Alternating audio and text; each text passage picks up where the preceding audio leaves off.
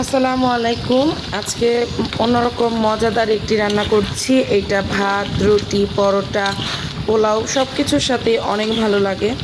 তো গরুর যে চর্বির অংশটা থাকে সচরাচর তো আমরা সেটা খাই না, মাংসর সাথে দিলে খাওয়া হয় না, কিন্তু এইভাবে বুটের ডালের সাথে রান্না করলে অনেক বেশি মজা লাগে। তো আজকে সেই ভেবেই এই কাজ করা। তো গরুর যে চর্বির অংশটা আছে সেটা দিয়ে বুটের ডাল রান্না করছি সকালের নাস্তায় বা দুপুরে ভাতে, পোলাওতে, যে কোনো কিছুর সাথেই খেতে এটা অসাধারণ লাগে। তো সব মশলা আগে কষিয়ে সেটাতে চর্বির অংশটা দিয়ে ভালো করে কষাবো।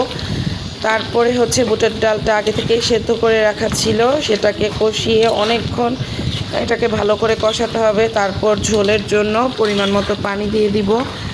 এই পানিটা বুটের ডালটাকে একেবারে সফট করে ফেলবে। এমনিতেই তো বুটের ডালটা আগে থেকেই সেদ্ধ করা, কারণ বুটের ডালটা যত বেশি নরম হয় খেতে তত বেশি মজা লাগে।